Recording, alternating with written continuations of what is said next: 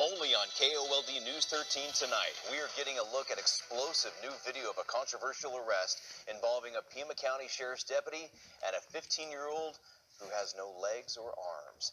Good evening and thanks for joining us. I'm Dan Maries. And I'm Brooke Wagner. This video shows the deputy wrestling the teen to the floor. We do want to warn you the video you're about to see could be disturbing to watch. KOLD News 13's Bud Foster joining us live at the Sheriff's Office along Benson Highway with more. Bud.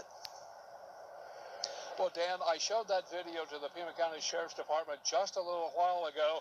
They had not seen the video before, and once they watched it, they did begin an internal investigation. Now, this incident happened a couple of months ago, but that video is just now coming to light. We were able to get our hands on it today, and as you said, it's going to be rather explosive.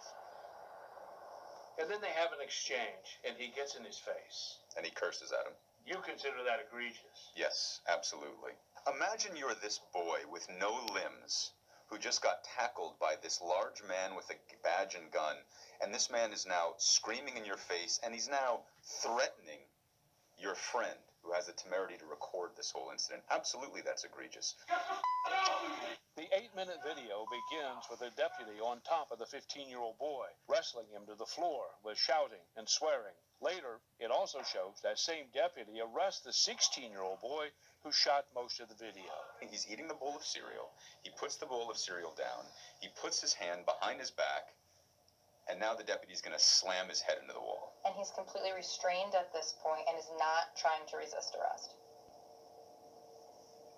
It doesn't look like he's doing anything. Just for good measure, let's slam his head into the wall. We watched the video with the public defender, Joel Feynman, and with his chief assistant, Megan Page, in their office. I would be horrified if an officer treated my children this way, and these kids are already in the traumatic situation of being in DCS custody, and they're not even in a stable home environment, so I think it's absolutely horrific. We showed the video to the Pima County Sheriff's Department Internal Affairs late this afternoon, which would not allow us to tape that. It was the first time the department had seen the video. It was not aware that it even existed.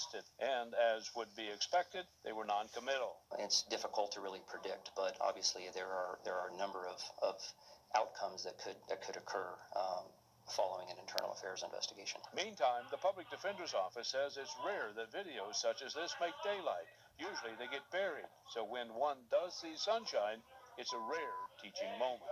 Men with badges and guns should not be acting this way, and that men and women who do act this way should not have badges and guns.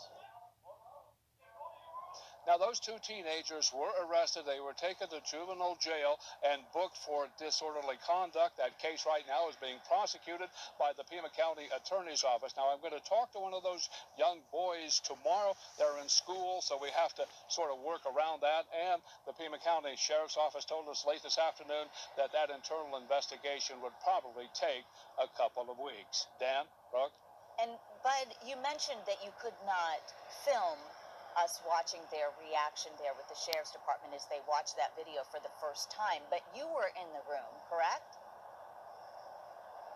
Well, yes, and these men are professionals, and they're very stoic. They didn't show any emotion, but I tell you what, they watched every moment of that video. They watched it very intently, and then after it was over, they asked us for a copy for their internal investigation.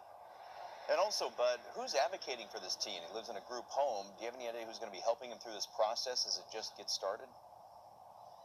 Well, yeah, you're right. He is in a group home. I was told today that he has been abandoned by his family. He does have a lawyer. I talked to the lawyer this afternoon, and he said there's likely to be some civil action, some civil litigation somewhere down the road.